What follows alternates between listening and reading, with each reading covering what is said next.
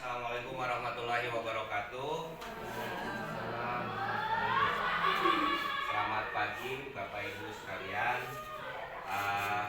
Mohon izin dan mohon maaf saya mengganggu waktu dari Bapak Ibu.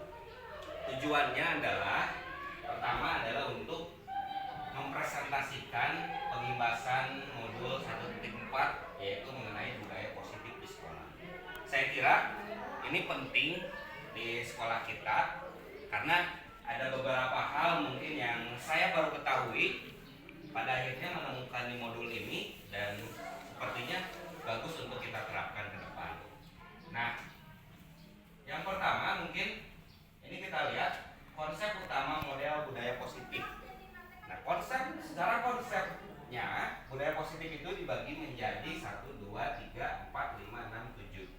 Yang pertama mungkin perubahan paradigma belajar. Kemudian yang keduanya adalah disiplin positif. Yang ketiga adalah kebutuhan dasar manusia. Yang keempat motivasi perilaku manusia. Yang kelima posisi kontrol. Kemudian ada keyakinan kelas. Dan yang terakhir ada segitiga restitusi. Nah, nanti ada penjelasannya dari bagian-bagian ini. Yang pertama, kita lihat dulu di sini. Apa sih tujuannya? Tujuannya yang pertama adalah guru dapat memahami konsep pendidikan menurut Ki Hajar Dewantara dihubungkan dengan konsep budaya dan lingkungan positif di sekolah yang berpihak pada murid. Mungkin Bapak Ibu kemarin sudah mengisi modul 1.1 mengenai filosofi belajar Ki Hajar Dewantara. Bagaimana trilogi pendidikan itu harus kita terapkan pada pendidikan masa kini. Yaitu apa maksudnya? Pendidikan itu kan harus memenuhi kodrat alam dan kodrat zaman. Kita tidak akan sama mendidik pada saat zaman guru kita dulu mendidik dengan guru pada zaman sekarang yang anak-anak serba teknologi dan serba milenial. Nah, itu akan berbeda. Nah, yang kedua, kemudian guru dapat melakukan evaluasi dan refleksi tentang praktek budaya positif dalam pendidikan untuk menciptakan murid dengan profil pelajar Pancasila. Kemudian yang berikutnya adalah guru dapat memahami perannya yaitu untuk membangun budaya positif dengan menerapkan konsep disiplin positif dalam berinteraksi dengan murid. Nah, kita lihat dulu masuk Bapak Ibu. Ini sebagai Bapak pendidikan kita yaitu Bapak Ki Hajar Dewantara. Nah, di sini Ki Hajar Dewantara menyatakan tujuan pendidikan yaitu menuntun segala kodrat yang ada pada anak-anak agar mereka mencapai keselamatan dan kebahagiaan setinggi-tingginya baik sebagai manusia maupun sebagai anggota masyarakat.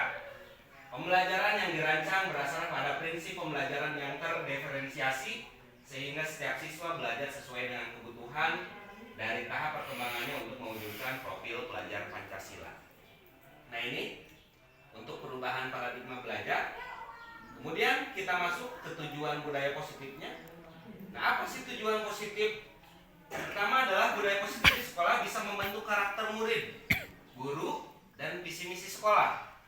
Kemudian dapat tercipta pribadi-pribadi yang penuh kontrol dalam diri dan karakter yang kuat, yang jadi penggerak sebagai guru dan segenap tatanan komponen sekolah untuk memajukan pendidikan di Indonesia. Kemudian, kenapa harus budaya positif? Nah, budaya positif ini, jadi kita menciptakan suasana positif yang sangat mendukung terlaksananya pembelajaran yang kondusif, suasana yang membuat lingkungan belajar lebih menyenangkan, sehingga proses belajar dapat berjalan tanpa beban dan tekanan, melainkan keinginan dan kesadaran dari diri dalam diri peserta didik itu sendiri.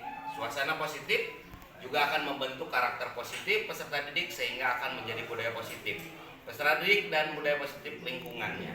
Nah, ini tujuan atau kenapa harus kita menerapkan budaya positif di sekolah ini.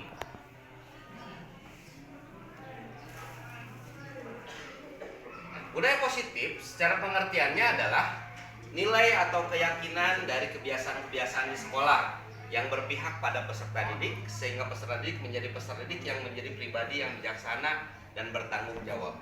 Jadi Bapak Ibu, adanya sebuah budaya positif ini harapkan pendidikan yang kita jalankan atau yang sedang kita didik kepada peserta didik itu memang pembelajaran yang tidak ada penekanan, tidak ada, intinya apa ya? Mereka bisa berkembang sesuai dengan kodratnya gitu. Jadi kodrat alam, kodrat zamannya. Nah, kita menuntunnya ke arah situ gitu. Makanya kita budayakan positif di sekolah kita dulu, khususnya yang ada di SMA Negeri 1 Saguling ini. Nah, kemudian kita masuk ke apa makna disiplin. Nah, disiplin berasal dari bahasa Latin atau disiplina yang artinya belajar.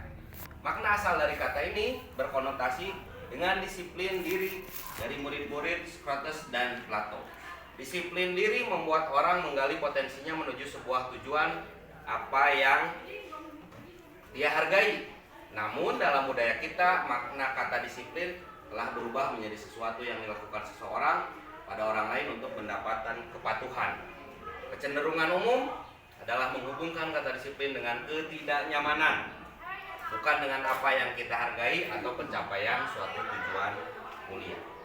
Nah, itu untuk pengertian disiplin. Kemudian di sini ada pendekatan yang digunakan untuk mendidik anak melakukan kontrol diri dan pembentukan kepercayaan diri. Yang pertama adalah pendidikan tanpa kekerasan dan tanpa ancaman, melainkan komunikasi tentang perilaku secara efektif antara guru dan peserta didik. Peserta didik diajarkan untuk memahami konsekuensi dari perilaku mereka dan menumbuhkan rasa tanggung jawab dalam diri mereka. Kemudian yang ketiga adalah menumbuhkan kesadaran serta memperdayakan peserta didik untuk melakukan sesuatu tanpa sogokan, ancaman, atau hukuman. Idealnya adalah seperti itu, Bapak Ibu. Kemudian disiplin positif akan melahirkan nilai kebajikan, yaitu profil pelajar Pancasila. Yang pertama adalah beriman dan bertakwa kepada Tuhan Yang Maha Esa dan berakhlak mulia. Kemudian yang berikutnya adalah berkebinekaan global, ada mandiri, kemudian bergotong royong, bernalar kritis, dan kreatif. 6 poin ini sewajarnya kita terapkan pada pendidikan yang ada di SMA Negeri 1 Saguling ini untuk mencapai sebuah nilai kebajikan agar peserta didik kita dapat melahirkan profil pelajar Pancasila. Nah, ada kebutuhan dasar, namun ada kebutuhan dasar ya bagi manusia. Yang pertama, 5 kebutuhan dasar manusia. Ini saya ambil dari teori Glasser. Yang pertama adalah kebutuhan untuk bertahan hidup. Kita selaku manusia, baik sebagai seorang guru ataupun sebagai seorang peserta didik, pasti akan menerapkan atau membutuhkan kelima kebutuhan dasar ini. Karena itu memang hakikatnya seperti itu. Contoh, kebutuhan untuk bertahan hidup. Kita butuh makan, butuh sandang, butuh papan. Makanya kita dalam artian kita terus berikhtiar untuk bekerja. Begitupun sama dengan peserta didik. Mereka pun melakukan kebutuhan untuk bertahan hidup. Kemudian cinta dan kasih sayang, love and belonging. Nah, ini juga sama. Ini kebutuhan dasar yang harus kita penuhi. Kemudian ada kebebasan atau freedom. Kita sangat menginginkan adanya sebuah kebebasan. Makanya sekarang istilahnya adalah merdeka belajar. Bukan bebas secara bebas, tapi memang dalam artian kita memberikan kebebasan dalam pembelajaran. Kemudian ada kesenangan, fun. Jadi ini kita kaitkan juga dalam pembelajaran. Kenapa pembelajaran misalnya kita awali dulu dengan ice breaking, dengan meningkatkan konsentrasi misalnya, atau bertanya kabar siswa, namun tidak dengan penekanan gitu. Ini harus dimunculkan sebuah rasa kesenangan atau fun. Kemudian kekuasaan atau power, tetap perlu adanya sebuah kekuasaan atau power yang ditunjukkan dalam artian bukan ancaman ya. Namun apabila kita menstabilkan situasi, tetap harus ada power yang harus kita gunakan. Mangga boleh tahu. Yang berikutnya adalah motivasi perilaku. Motivasi merupakan dorongan yang timbul pada diri seseorang secara sadar atau tidak sadar untuk melakukan suatu tindakan dengan tujuan tertentu, menghindari ketidaknyamanan dan hukuman. Kemudian mendapatkan imbalan atau penghargaan dari orang lain, menghargai nilai-nilai kebajikan diri sendiri. Nah, Bapak Ibu, di sini ada konsep disiplin penerapan restitusi. Mungkin kemarin ada yang sudah membaca modulnya atau sudah ada modulnya. Nah, kita coba bahas sedikit mengenai restitusi yang Bapak Ibu guru penggerak kemarin, yang guru penggerak Jawa Barat kemarin ada modul mengenai konsep restitusi, disiplin penanganan disiplin restitusi gitu ya. Yang pertama adalah kita lihat dulu di sini, pengertian restitusi adalah proses menciptakan kondisi bagi murid untuk memperbaiki kesalahan mereka sehingga mereka bisa kembali pada kelompok mereka dengan karakter yang lebih kuat. Ini saya ambil dari teori Gerson tahun 2004. Kemudian ciri-ciri restitusi. Yang pertama, belajar dari kesalahan, bukan menebus kesalahan. Yang kedua, memperbaiki hubungan tawaran, bukan paksaan. Menuntun untuk melihat ke dalam diri, mencari kebutuhan dasar yang mendasari tindakan, fokus pada karakter bukan tindakan, menguatkan dan fokus pada solusi.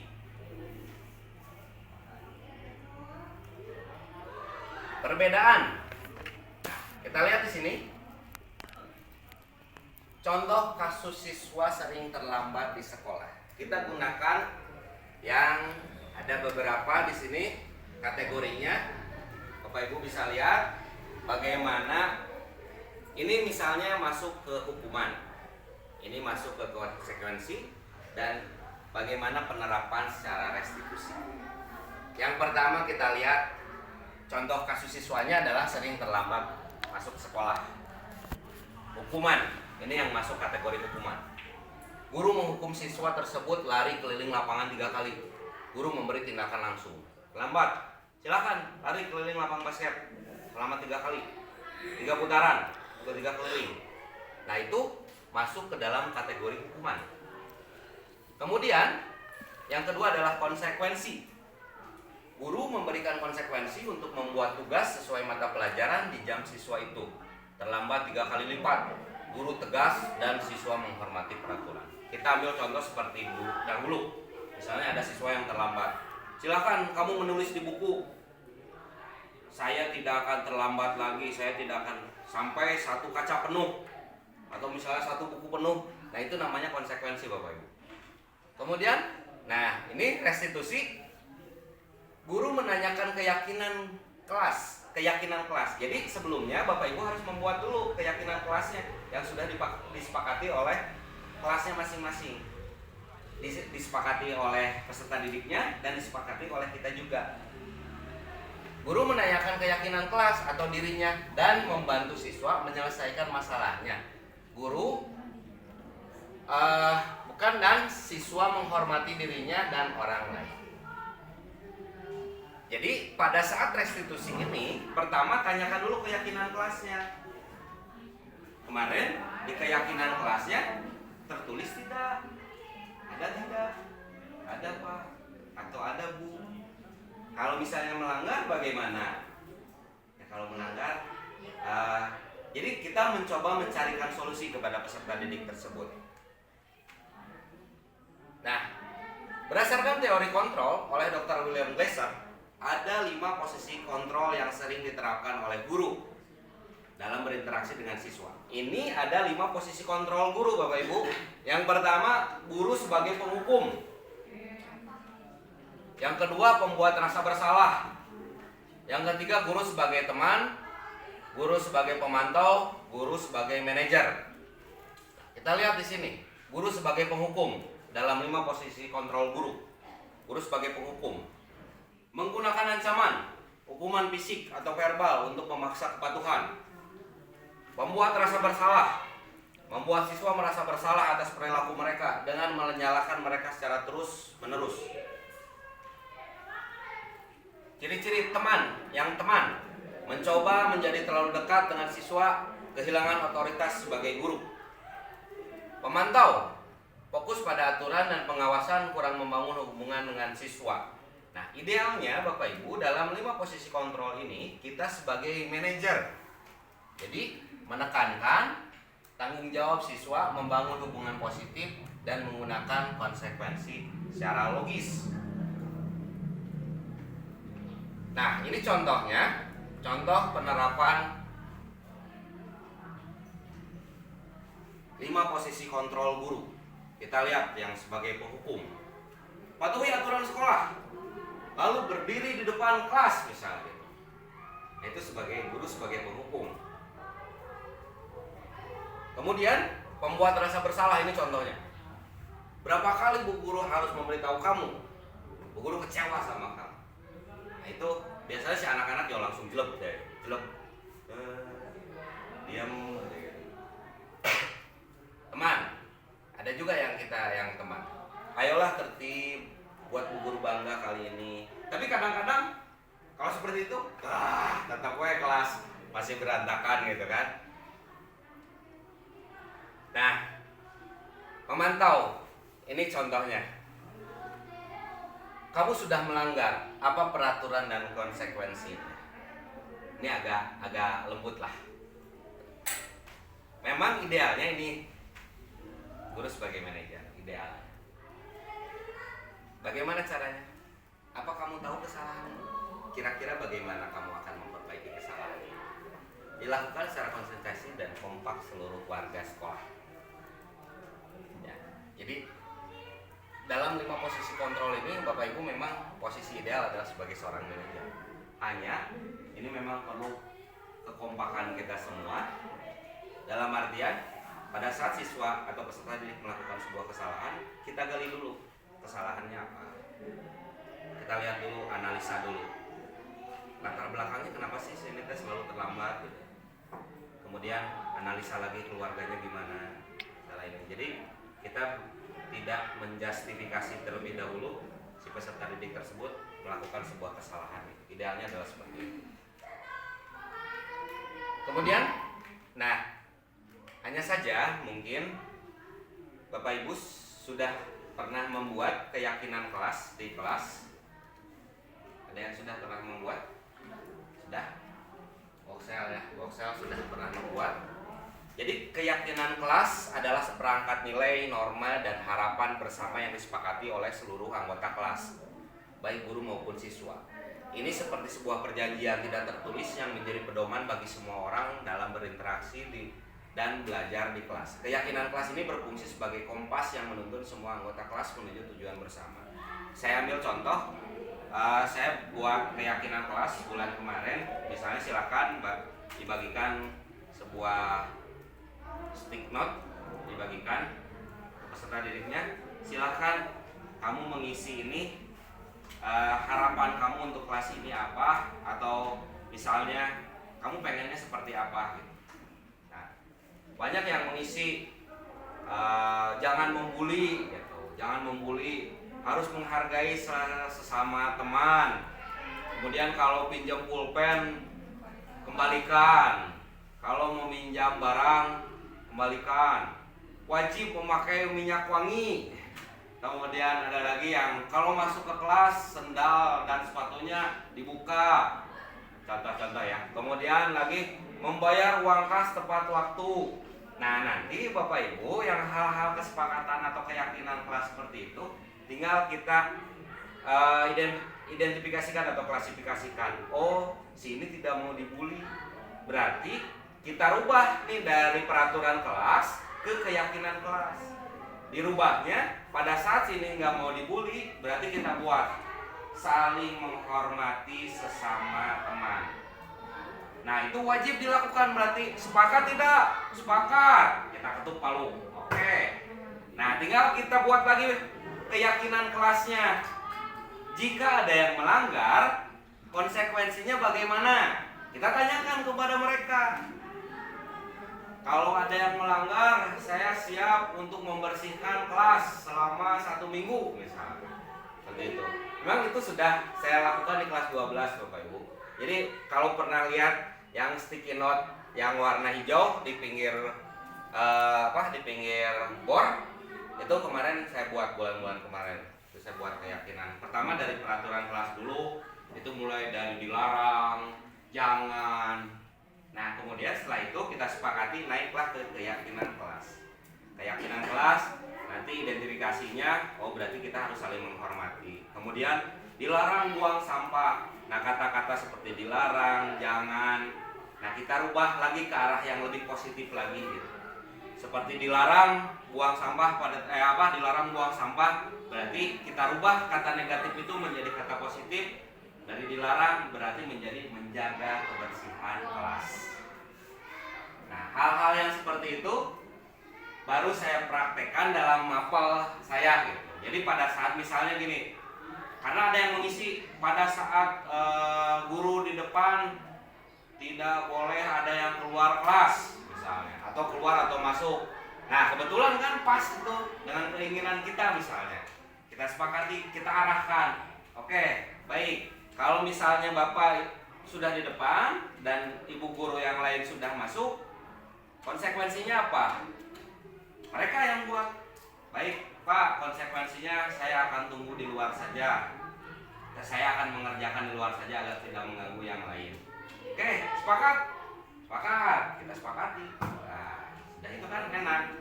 Jadi pada saat ada kesalahan-kesalahan yang muncul, kita sudah tidak harus lagi harus apa-apa gitu. Mereka sudah menyadari kesalahan mereka sendiri gitu.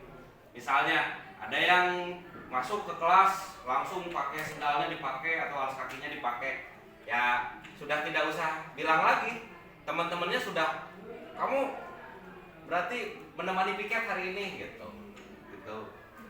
Jadi, nah sepertinya sih controlling seperti itu membuat kita tidak terlalu capek gitu. Awalnya memang harus membuat dulu, ditanyakan dulu nih, bagaimana sih kamu nyamannya belajar di sini, di kelas ini, kamu harapannya ingin apa kelas ini. Bahkan ditanya juga harapan ke saya pribadi, harapan kamu ke harapan ya kalian ke Bapak seperti apa. Ada yang bilang, Pak kalau belajar jangan marah-marah. Oke, siap, asal ikuti semua peraturan dan keyakinan kelas. Pak belajar harus ramai. Oke, siap, berarti saya harus menyiapkan terus ice breaking gitu. Jadi sebelum masuk ataupun pertengahan pelajaran pasti saya akan selingi dengan ice breaking. Nah, itu fungsinya untuk apa, Bapak Ibu? Membangun suasana yang positif dan kondusif. Tadi yang saya ceritakan ya. Jadi kita tidak usah lagi kamu gitu, tidak usah. Jadi mereka sudah menyadari, oh ya, bahwa saya yang dilakukan tidak sesuai dengan keyakinan kelas yang sudah dibuat gitu. Nah, harapannya Bapak Ibu wali kelas, kalau mau di ATM silahkan, kalau misalnya mau ditiru, mangga, saya sangat senang. Apalagi kalau kemarin kan saya tidak punya kuasa nih untuk misalnya menyuruh kelas Bu Rahma misalnya,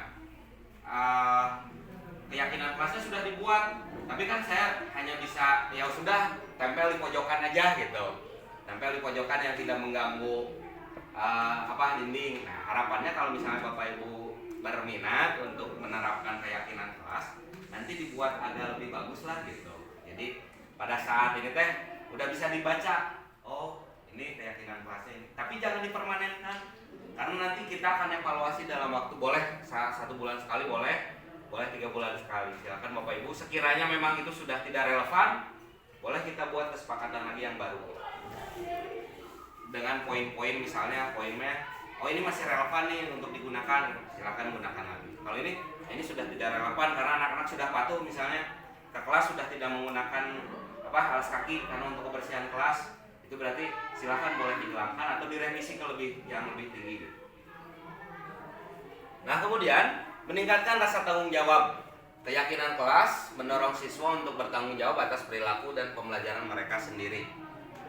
Seperti tadi kata saya kan, jadi mereka merasa punya tanggung jawab. Seperti di mapel saya aja, pada saat saya sudah masuk di dalam, kemudian udah agak lama, biasanya kan mereka ke belakang dulu jajan atau apa. Begitu saya sudah di dalam, mereka sudah tidak usah, Pak saya boleh masuk, Pak saya sudah tidak gitu lagi, mereka sudah mengerti pada saat kita sudah di dalam karena kesepakatannya sudah dibuat, mereka sudah berarti ya sudah tinggal nanya ke temannya sekarang apa, mengerjakan tugas apa, ya mengerjakan di luar gitu. Dalam artian tidak mengganggu konsentrasi yang teman-temannya di dalam kelas. Sudah tidak menanyakan lagi, Pak saya boleh masuk tidak atau apa? Ya karena saya kembalikan lagi kan ke kesepakatan kelas yang waktu itu. Sudah tidak usah ditanya kan, kesepakatan kelasnya sudah dibuat. Nah, contoh seperti itu. Jadi ada rasa tanggung jawab bagi mereka. Kemudian memperkuat hubungan antar anggota kelas. Keyakinan kelas menjadi perekat yang menyatukan siswa dan guru, menciptakan hubungan yang saling menghormati dan mendukung. Seperti tadi, ada yang menulis jangan membuli gitu. Betul itu ada benar. Jangan membuli. Ini siapa yang nulis? Karena memang ada nama dan para. Berarti kamu selama ini dibully? Enggak sih Pak, cuman ya nggak enak suka saling ejek gitu. Nah, kita berarti harus menengahi Bapak Ibu, menengahinya dengan saling menghormati antar teman. Nah, konsekuensinya apabila ada yang melanggar gimana? Ada yang melanggar gimana? Ya dia harus piket di hari itu. Ya silakan, mangga itu. Kita sepakati. Nah, kemudian lagi tidak boleh berkata kasar di kelas atau jangan makan di kelas. Berarti kita ubah dari kata negatif menjadi kata positif. Selama pembelajaran laksanakan dengan tertib dan aman dan yang serta nyaman. Nah hal-hal yang seperti itu saya kira akan lebih memudahkan Bapak Ibu untuk mengendalikan kita sebagai seorang manajer di kelas. Jadi tidak hanya ancaman atau hukuman atau kita sebagai pembuat rasa bersalah dari peserta didik itu. Kemudian menciptakan lingkungan belajar yang efektif. Ketika semua anggota kelas memiliki pemahaman yang sama tentang apa yang diharapkan, proses pembelajaran menjadi lebih efisien dan efektif. Nah tadi seperti saya katakan di awal, harapannya kalian untuk kelas ini apa sih? Walaupun Bapak bukan wali kelas kalian, minimal pada saat mapel biologi saja, kata saya. Pada saat mapel biologi, harapannya kalian ingin seperti apa kelas ini? Pak, saya pengen kelas saya bersih. Nah, sudah ada muncul itu, sepakat tidak ini? Sepakat. Nah, sepakati berarti semua harus menjalankan mulai dari kolong ini sampai ke bawah terus bersih. Kemudian ada lagi, Pak, saya risih melihat perempuan di lipstik. Nah, itu sepakati tidak? Perempuannya enggak, karena yang mayoritasnya tidak, akhirnya tidak disepakati. Bolehlah sehingga digeser, diturunkan ke bawah, jangan pakai lipstick tapi pakai lip balm gitu ya, yang ini akhirnya diturunkan lah gitu. Karena pucat Pak kalau untuk perempuannya atau enggak inilah, bolehlah tapi diturunkan ya, jangan lipstick tapi lip balm. Nah hal-hal yang seperti itu. Terus itu juga muncul dari anak-anak gitu. Harus pakai minyak wangi, karena setelah olahraga pada bau Pak, wajib pakai minyak wangi dan deodoran. Oke siap, kita sepakati. Kalau yang tidak punya gimana? Berarti kita udunan Pak, beliin. Ya mangga itu mah, silahkan. Nah contoh keyakinan kelasnya Bapak Ibu, barangkali nanti mau di ATM, kami saling menghormati satu sama lain. Nah tadi ya, diawali dengan dibully, diawali dengan saling mengejek. Nah kita rubah ke arah yang lebih positif. Jadi kami saling menghormati satu sama lain. Kemudian kami aktif dalam pembelajaran. Seperti tadi, kami aktif dalam pembelajaran seperti tadi. Jadi jangan makan di kelas, atau selama guru menerangkan tidak boleh ada yang berbicara misalnya, atau selama pembelajaran harus ada yang bertanya. Nah itu juga muncul Bapak Ibu. Berarti kita masukkan kami aktif dalam pembelajaran. Kemudian kami bertanggung jawab atas pekerjaan kami. Ini kaitannya dengan piket, dengan kebersihan kelas, dengan misalnya ini kebagian seksi bendahara, otomatis harus bukan menagih uang kas atau ya, tapi mengingatkan uang kas. Kemudian kami terbuka terhadap ide-ide baru. Kami bekerja sama untuk mencapai tujuan bersama. cara membuat keyakinan kelasnya. Bagaimana Bapak Ibu? Yang pertama adalah libatkan semua anggota kelas. Libatkan dulu semua. Ajak siswa untuk berpartisipasi aktif dalam merumuskan keyakinan kelas. Ini akan membuat mereka merasa memiliki dan bertanggung jawab atas kesepakatan yang dibuat. Bapak Ibu ada yang tahu kelas 12A? Bu Nita tahu si Muhammad siapa yang pakai masker itu? Sekarang sudah dilepas ya? Sudah dilepas. Itu karena memang ada satu siswa yang membuat kesepakatan kelas selama di kelas jika tidak kondisi sakit harus membuka masker. Dan itu disepakati. Sebenarnya disepakati. Akhirnya saat itu juga Febri melepas. Dan saya baru lihat pertama kali. Masih ada si Irfa. Si Irfa kelas 11 nya. Ya itu mah belum memang. Tidak ada soalnya tidak ada yang menulis harus membuka masker. Kalau di 12A mah ada. Jadi di gimana? Mohon. Abdi harus nambah terang gitu. Jadi pada saat di kelas, pada saat itu saya buat kesepakatan kelas dengan 12A selama tidak sakit jangan menggunakan masker gitu. Dan itu kita sepakati saat itu juga Febri. Terus saya tanya, Febri keberatan nggak dengan kesepakatan ini? Awalnya nggak pulang. Kalau keberatan, sok silahkan pakai lagi aja gitu. Tapi pas nanti pas setelah istirahat silahkan pakai kalau keluar gitu. Ternyata memang tidak ada kekurangan apa, malah ganteng wajahnya deh. Jika orang Korea gitu. Teman-teman sekelas dia baru tahu wajahnya. Teman-teman sekelas oh itu wajah kamu gitu. Baru tahu saya, baru tahu. Dan setelah itu maskernya mau dikemanakan? Udah Pak, disimpan aja. Kamu pede nggak keluar kelas tanpa menggunakan masker? Kalau sakit silakan pakai. Pede Pak. Dan mulai dari saat itu saya lihat si Febri tidak pakai lagi masker gitu dalam soalnya dia sehat gitu. Dan ada temannya yang mengusulkan keyakinan kelas itu gitu. Jadi sudah disepakati. Di 11 EMA pada saat kesepakatan kelasnya dibuat itu tidak ada yang menyarankan untuk membuka masker. Jadi susah kan kita memaksakan kamu buka masker nggak bisa gitu. Iya betul, karena harus memang ada masukan atau saran dari mereka, kemudian harus disepakati oleh semua. Nah baru itu bisa dijalankan gitu. Kemudian yang kedua adalah gunakan bahasa yang sederhana dan mudah dipahami. Hindari menggunakan bahasa yang terlalu formal atau rumit. Pastikan semua siswa mengerti arti dari setiap keyakinan. Jadi memang kita tahu yang seenak mereka lah gitu.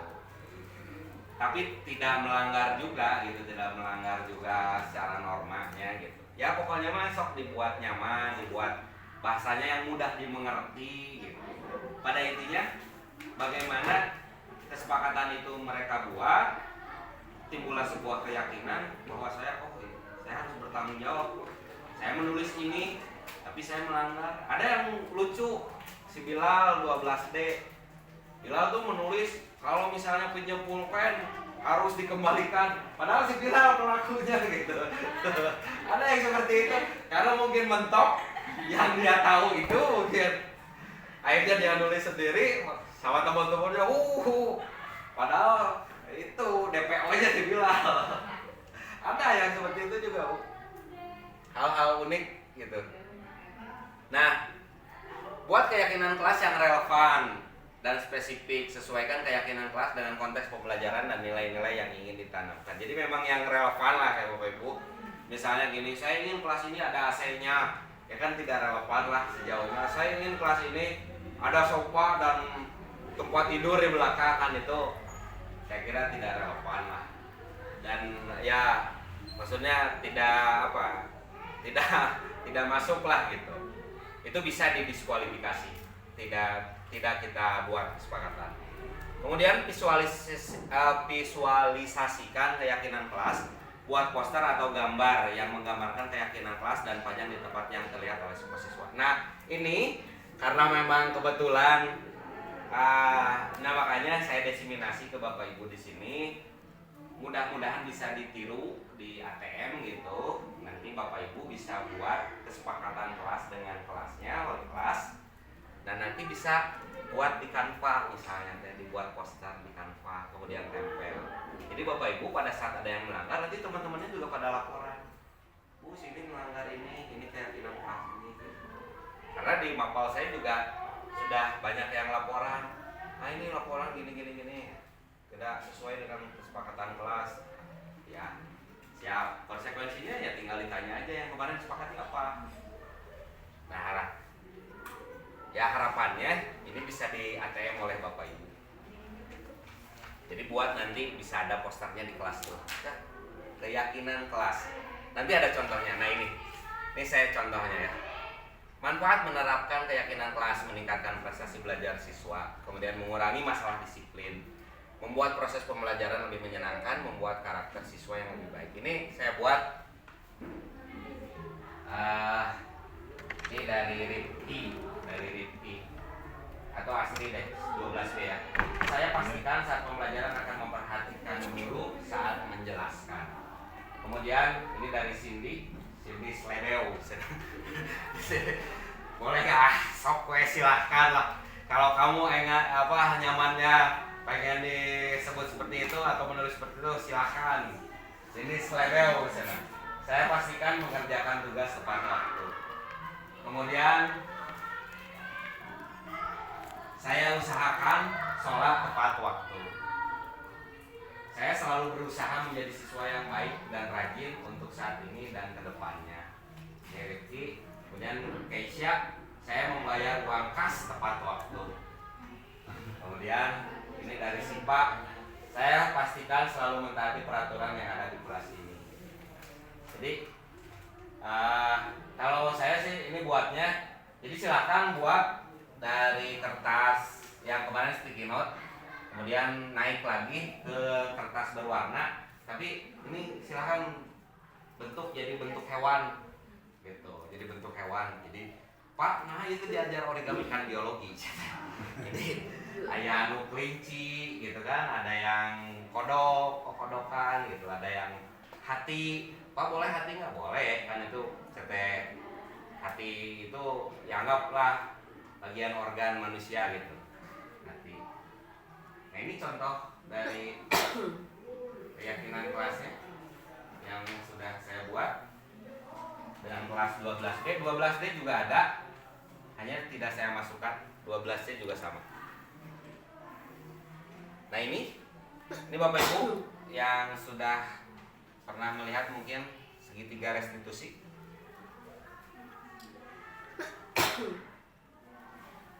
Apa sih segitiga restitusi? Harus memenuhi kriteria ini, ada kriteria. Jadi validasi kebutuhan dulu, kemudian menanyakan keyakinan dan menstabilkan identitas.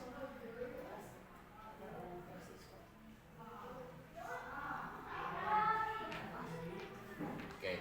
Nah, konsep disiplin segitiga restitusi adalah pendekatan yang revolusioner dalam dunia pendidikan yang bertujuan menciptakan lingkungan sekolah yang inklusif, mendidik dan berorientasi pada pemulihan ketimbang hukuman.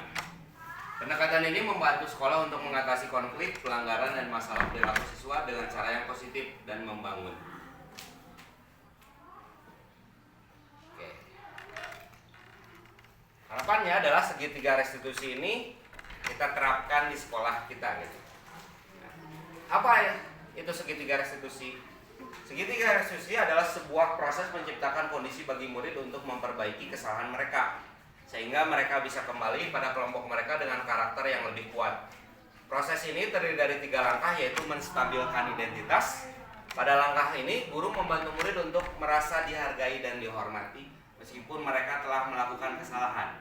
Guru dapat melakukan ini dengan menunjukkan empati, mendengarkan dengan penuh perhatian, dan mengakui bahwa semua orang pasti pernah berbuat salah. Ini menstabilkan identitas dulu. Kemudian validasi, kita validasi nih, tindakan yang salahnya apa. Pada langkah ini, guru membantu murid memahami bahwa tindakan mereka telah merugikan orang lain atau kelompok, atau bahkan dirinya sendiri. Guru dapat melakukan ini dengan bertanya kepada murid tentang dampak dari tindakan mereka yang mereka lakukan. Kemudian menanyakan keyakinannya.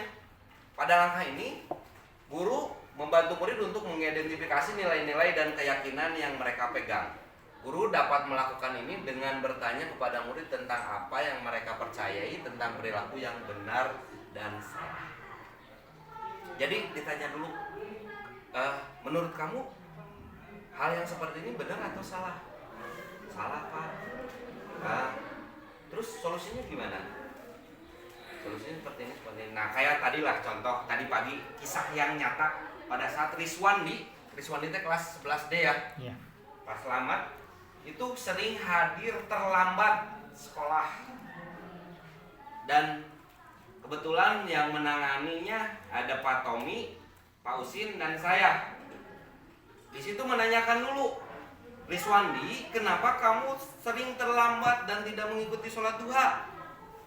Ternyata alasannya adalah bermain Mobile Legend, bermain game online sampai jam berapa Pak Usin? Jam subuh ya, sampai subuh. Padahal rumahnya di Cikuda.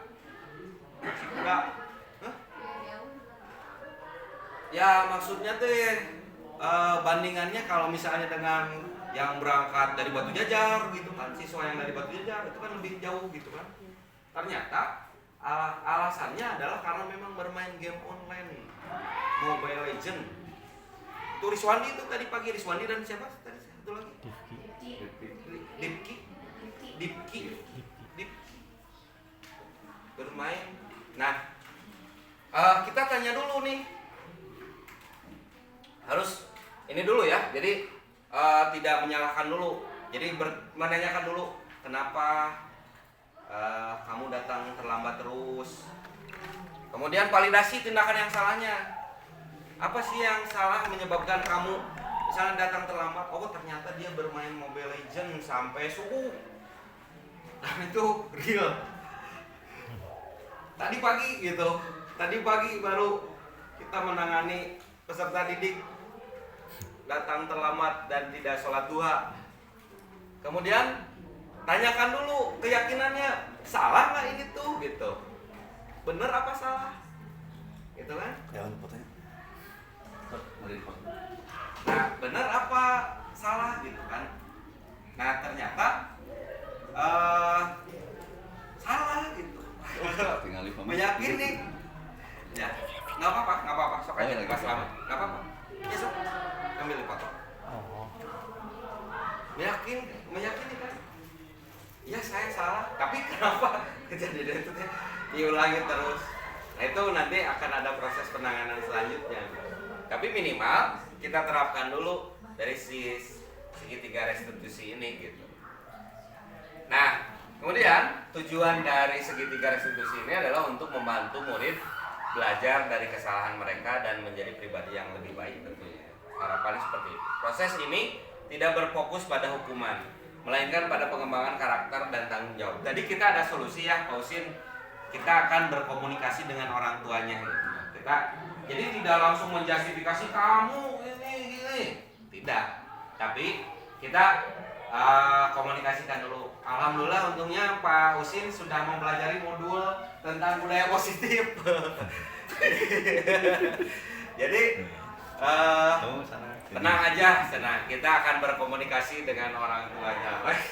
Karena kan kata saya tadi sudah memahami penerapan dari segitiga restitusi. Tapi terkadang memang ini Bapak Ibu perlu kerjasama kita semua agar Bapak Ibu tidak pusing sendiri gitu. Tidak, gimana sih ini teh kok susah banget diomonginnya. Nah, kita komunikasikan saja. Kita komunikasikan bagaimana cara penanganannya, bagaimana cara tindak lanjutnya ke depan. Sekiranya memang hal terakhir yang harus dilakukan untuk peserta didik tersebut, kita bantu untuk tetap melanjutkan sekolah. Intinya seperti itu. Kalau toh tidak cocok lagi belajar di Seman Saguling itu, namun posisi terakhir adalah tetap kita harus membantu bagaimana proses belajarnya tetap berjalan. Apakah memang harus pindah sekolah atau memang harus misalnya mengikuti homeschooling misalnya, atau seperti apa, minimal ada solusi dan upaya kita yang maksimal untuk tetap membantu peserta didik tersebut mengikuti pembelajaran. Nah, ini manfaatnya, manfaat penerapan segitiga restitusi. Yang pertama adalah pengurangan perilaku negatif dengan pendekatan restoratif. Siswa belajar konsekuensi dari tindakan mereka yang mengurangi pelanggaran dan perilaku negatif. Kita lihat nih kayak kasus yang tadi Riswandi, kita lihat besok. Kita komunikasi dengan orang tuanya. Setelah komunikasi dengan orang tuanya, bagaimana hasilnya nanti.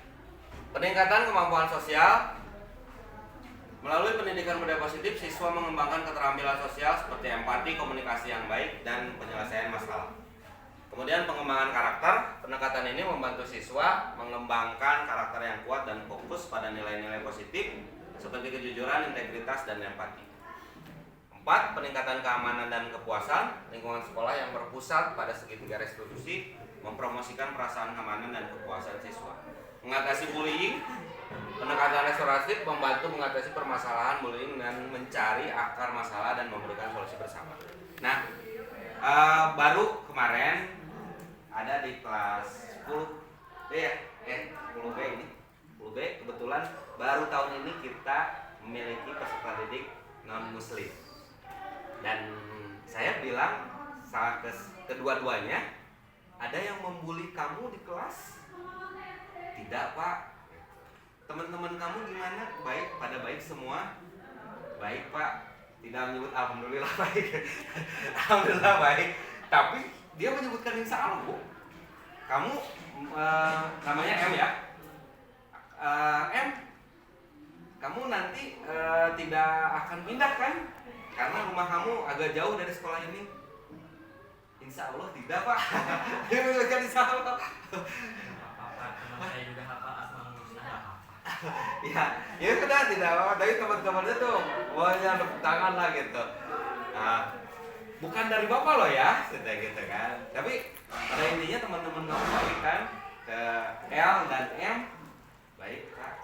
Tidak ada bullying kan di kelas ini? Ya tidak, Pak.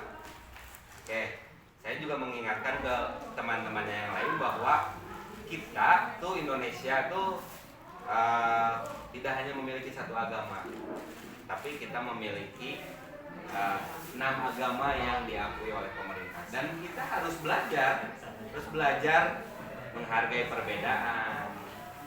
Jangan sampai seperti ini. Kamu El, tiap hari kenapa kamu nggak duha? Ya iya enggak, gitu kan. Nah, jangan sampai ada pertanyaan seperti itu, gitu.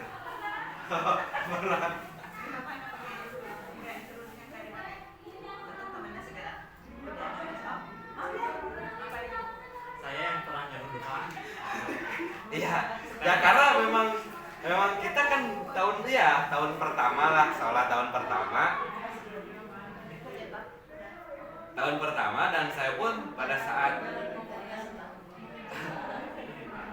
alhamdulillah gitu. Ya itulah seninya gitu di situ, dan alhamdulillah gitu ya. Jangan sampai nanti ada bullying. Kalau ada bullying sok silahkan bilang ke bapak. Kata saya seperti itu. Kalau ada teman-teman kamu yang membuli, silahkan bilang ke bapak. Oke, kemudian langkah penerapan segitiga restitusi di sekolah. Penerapan segitiga restitusi di sekolah memerlukan komitmen, pelatihan, dan kerjasama dari semua pihak terkait. Beberapa langkah yang dapat diambil meliputi 1. Pelatihan, memberikan pelatihan kepada guru, staf sekolah, dan siswa tentang pendekatan segitiga restitusi dan cara mengimplementasikannya. Kalau ini bukan pelatihan ya Bapak Ibu, ini saya sharing aja. Bahasa ininya adalah pengimbasan kepada Bapak Ibu, atau ya mungkin dikatakan lebih sederhananya adalah sharing. Ini saya ada slide, kemudian saya sharing aja ke Bapak Ibu. Kalau pelatihan jauh lah ya. Nanti mudah-mudahan sekolah bisa mendatangkan para ahli pakar pendidikan yang bisa memahami atau mendalami segitiga restitusi ini secara mendalam. Kemudian pengintegrasian pada kurikulum, memasukkan pendidikan budaya positif ke dalam kurikulum sekolah sehingga siswa memahami dan menerapkan nilai-nilai positif. Kemudian kemitraan yang kuat melibatkan orang tua, siswa, dan komunitas lokal dalam proses pendidikan seperti melalui pertemuan sekolah dan proyek bersama. Ini sebetulnya perlu Bapak Ibu gitu ya, kita bisa sebulan sekali dengan orang tua tuh ngobrol gitu. Gimana sih perkembangan anaknya di sekolah, apakah anaknya suka ngeluh sekolah di kita atau gimana, kita sudah memberikan pelayanan yang prima atau belum gitu. Kemudian langkah-langkah penerapan segitiga masih sama. Penerapannya adalah penerapan segitiga restitusi di sekolah adalah sebuah langkah yang penting menuju menciptakan lingkungan pendidikan yang inklusif, pendidik, dan berorientasi pada pemulihan. Dengan pendekatan restoratif, pendidikan budaya positif, dan kemitraan yang kuat, sekolah dapat menjadi tempat di mana siswa belajar bukan hanya dari buku, tapi juga dari pengalaman mereka dalam berinteraksi dengan orang lain. Dengan dukungan dari semua pihak terkait, segitiga restitusi dapat menjadi dasar penting untuk pendidikan yang berkelanjutan dan membangun karakter generasi penerus yang lebih positif. Harapannya adalah kita menebus dosa besar guru. Ada yang tahu Bapak Ibu dosa besar guru pada saat zaman dahulu? Selalu dikaitkan bahwa kita memiliki dosa besar terhadap peserta didik kita, yaitu mendidik dengan hukuman terutamanya. Namun saat ini saya pun sedang menanjaki secara tensinya tidak seperti dulu gitu. Sekarang setelah mendapatkan berbagai macam teori, berbagai macam keilmuan, oh ternyata ya sedikit pengetahuan, oh ternyata harus penerapan seperti ini. Dan ya tidak seperti dulu lah. Kalau dulu mungkin bisa tiap hari kita naik darah gitu kan, naik darah. Kalau sekarang hanya event-event atau momen-momen tertentu saja yang sudah memang itu di luar batas, di luar memang sudah tidak bisa diinikan. Tapi itu pun kita harus komunikasikan lagi dengan yang lain agar dapat membantu gitu. Oke, itu saja mungkin Bapak Ibu dari saya. Mungkin itu saja, cukup sekian. Nanti dilanjut dengan kalau misalnya ada yang mau bertanya, silakan bertanya Bapak Ibu, kita sharing saja. Itu saja mungkin dari saya. Assalamualaikum warahmatullahi wabarakatuh.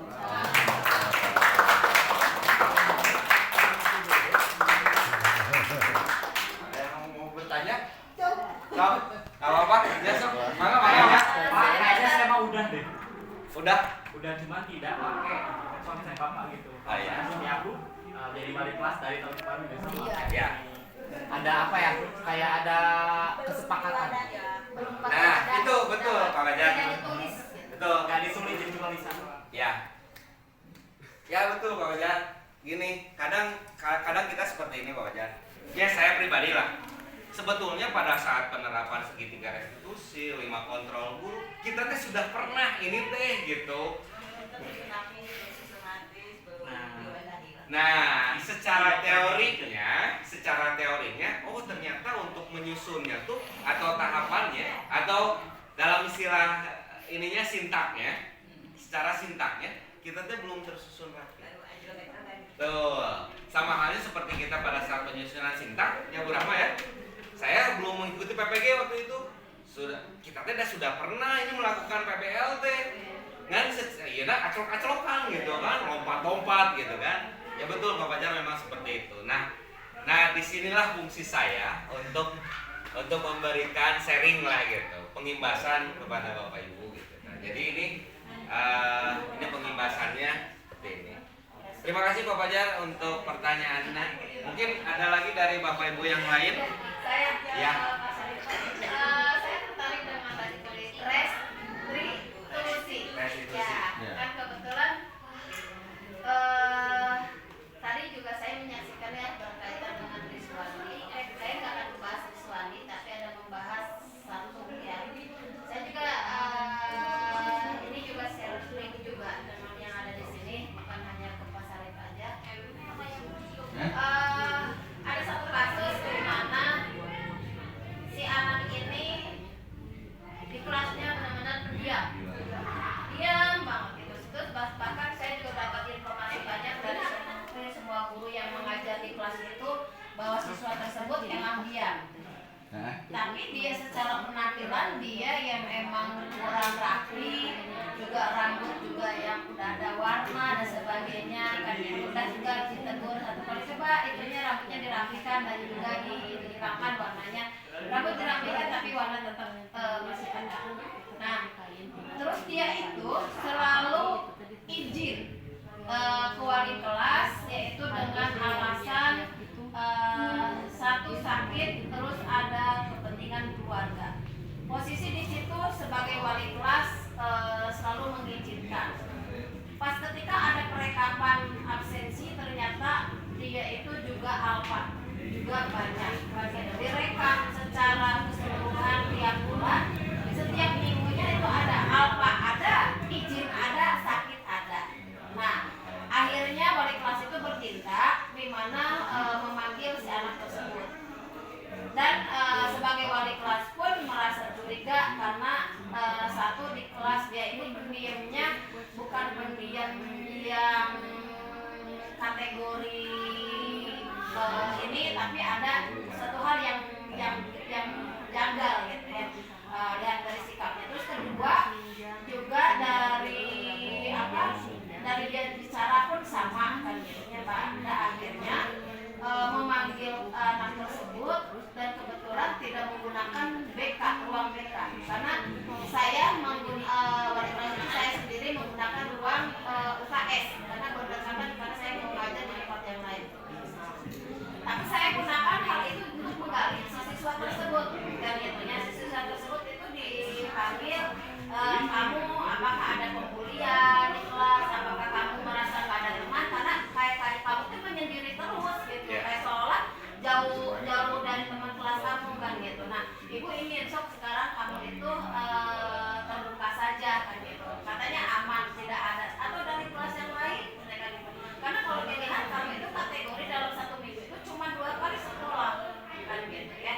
Nah, dari situ dia tetap tidak ada apa-apa. Pada akhirnya saya memancing, apakah kamu di rumah itu tinggal sama siapa saja, terserah kalau kamu pekerjaannya apa dan kebiasaannya apa. Dia dijawab dengan ini ya, maka oleh saya sebagai wali kelas itu tidak ada yang aneh kalau di kehidupan di keluarganya. Namun ketika ditanya kamu gaul sama siapa aja, terus berikutnya dengan siapa aja, terus dia hanya dengan menyebutkan dua nama kan gitu ya, adanya di kelas yang lain kan gitu ya. Udah kayak gitu, terus kamu ibu perhatikan nih gitu ya, dari sikap kamu sama kondisi kamu, apakah kamu minum atau tidak, apakah kamu ngobat atau tidak. Dia jawabannya tidak. Akhirnya sama saya dipancing. Kenapa? Tahu nggak alasan kamu? Ibu duduk di ruangan BK sampai di pojok kayak gini. Enggak, Bu. Ibu curiga sama kamu. Ini ruang UKS, ibu mau ngetes kamu. Mending kamu jujur ke ibu, atau ibu manggil peserta P3K untuk ngetes kamu sehingga yang lain tahu. Akhirnya diterbuka bahwa dia minum sama obat. Nah, hal ini di mana? Di area lingkungan sekolah kah? Atau di area rumah teman kamu kah? Atau di kota baru? Karena yang saya ini kan targetnya itu enggak ada jawaban, enggak semua. Dia ngakunya di Batu Jajar, di landasan dengan teman yang kenal soliditas dan di atas dia tidak bersekolah bilangnya. Tapi keterangan ini akhirnya saya ngerasa ini emang wajib orang tuanya tahu kan gitu ya. Padahal saya sendiri ke anak itu oke, saya tidak akan kasih tahu siapapun termasuk orang tua kamu, enggak akan kasih tahu. Orang tuanya biasanya datang ke sini, saya tanya baik-baik ke orang tuanya, Bu, dari mulai ini anak gimana di rumahnya, pergaulannya bagaimana. Orang tuanya mengirimkan baik-baik saja. Ada hal yang pernah janggal nggak? Enggak juga gitu. Pada akhirnya saya ngorek dari orang tuanya tetap semuanya baik-baik, anaknya benar. Akhirnya saya bilang gini, oke, kamu coba di sini disaksikan oleh ibu dan ada orang tua kamu. Kamu jujur ke orang tua kamu, beritahu orang tua kamu bahwa apa yang kamu dilakukan di luar sekolah dan di luar rumah. akhirnya si anak ngasih kode ke si ibu. Naon cek si ibu teh, cek si mama teh. Eta teh geuningan mah bahasa eta cenah kitu. Kumana? Oh nyeun eta cenah bahasa eta teh. Si orang tuanya teh udah tahu gitu. Saya pun udah menyangka kan, tapi tetap masih menutupi kan gitu. Pada akhirnya si anak tersebut teh nggak mau ngomong. Sok, saya ingin tahu ini penyelesaiannya apa kan Bu, centekan gitu. Saya memanggil ini bukan untuk ikut campur atau bagaimana. Pada akhirnya apa? Si anak itu teh cenah anu bahasa nuli ternyata nu ditanyakan lupa. Di situ kejadiannya. Yaitu oh nya cenah Bu punten cenah hilap itu saya cari dia di sampai jam 11 malam nggak pulang. Ternyata dia di situ cenah di Tanjakan Bu, cenah di daerah sini daerah Jalupang katanya dia. Nah, orang tua ini baru terbuka. Saya langsung ini tadinya nutupin asal enggak ini. Oke lah itu kembali ya kan.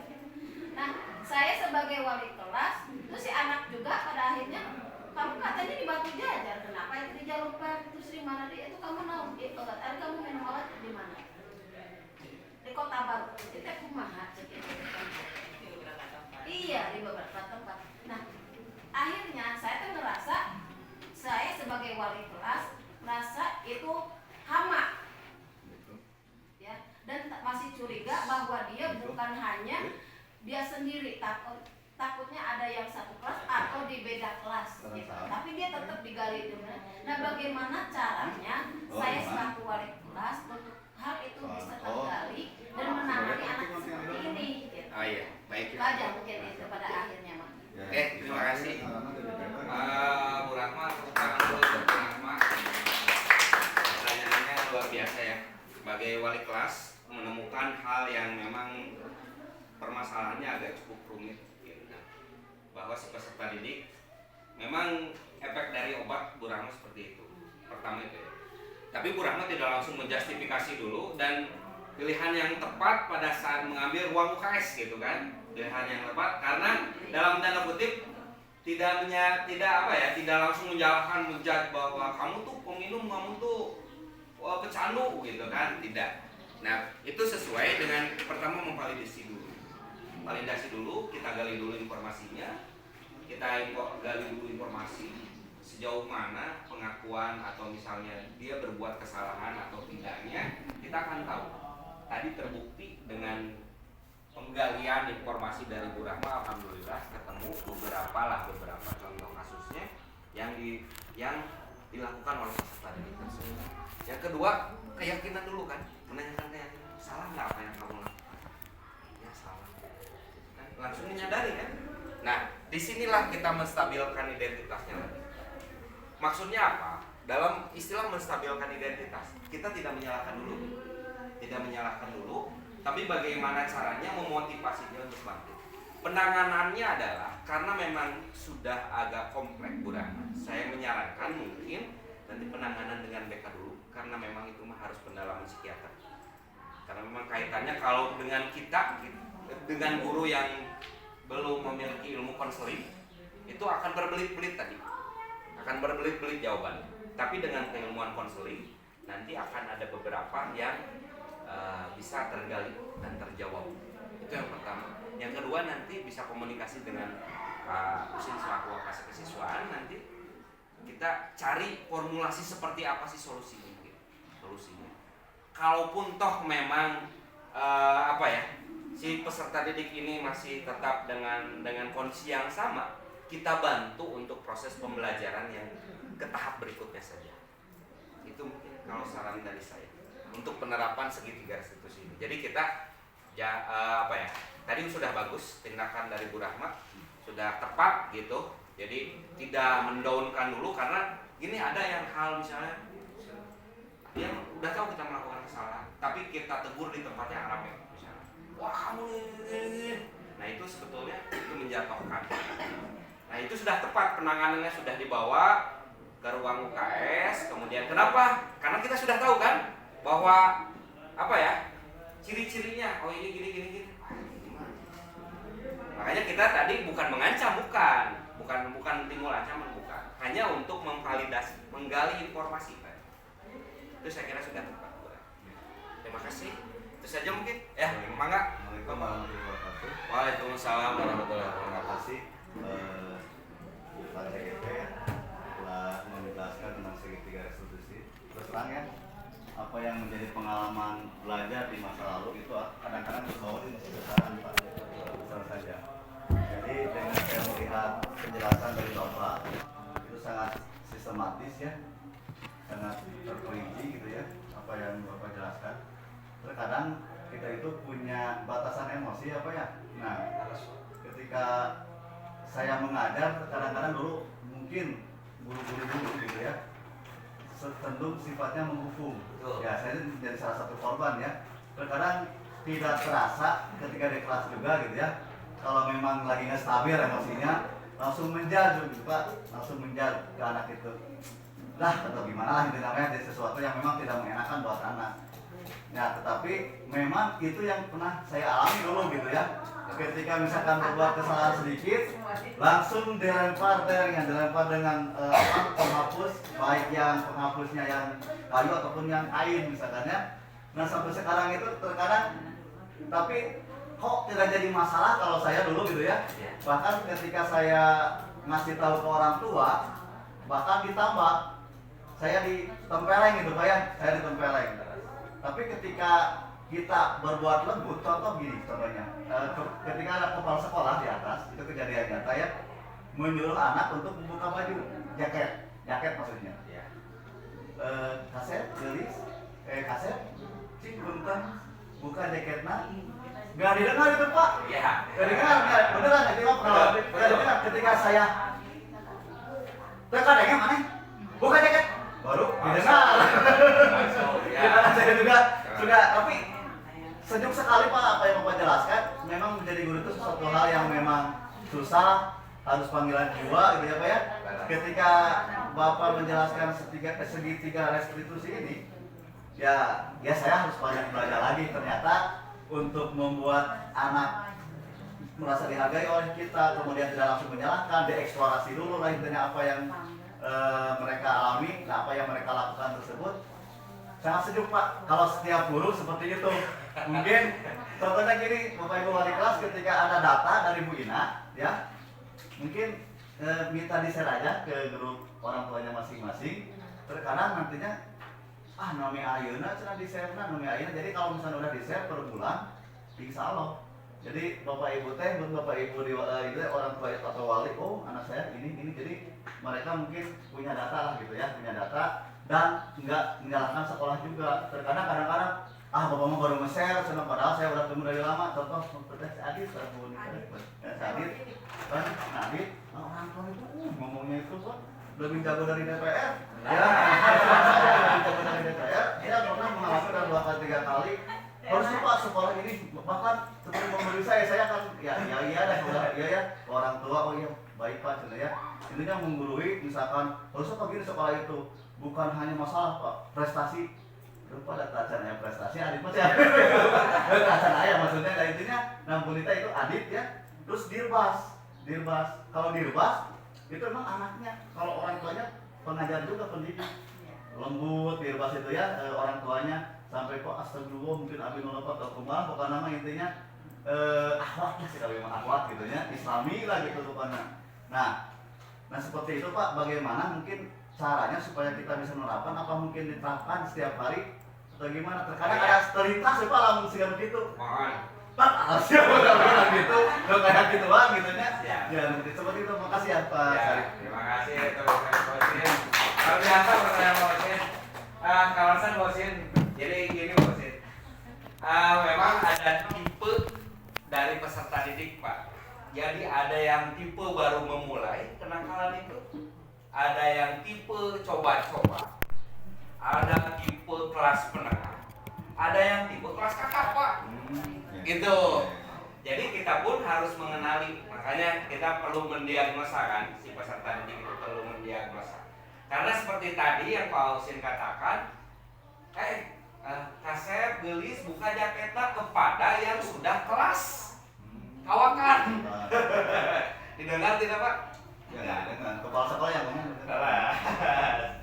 Tapi pada saat misalnya kita bilang ada yang salah seorang peserta didik saja yang awalnya memang kita kenal secara karakternya baik, secara karakternya memang, tapi baru belajar coba-coba kenakalan.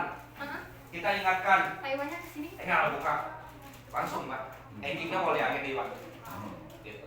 Jadi memang kita pun harus ya mengayakan mana sih ya memang tipikal memang sih mau baru coba-coba kita terapkan yang ini mau udah kelas menengah penerapannya ini, kelas kakap itu harus kita kolaborasi.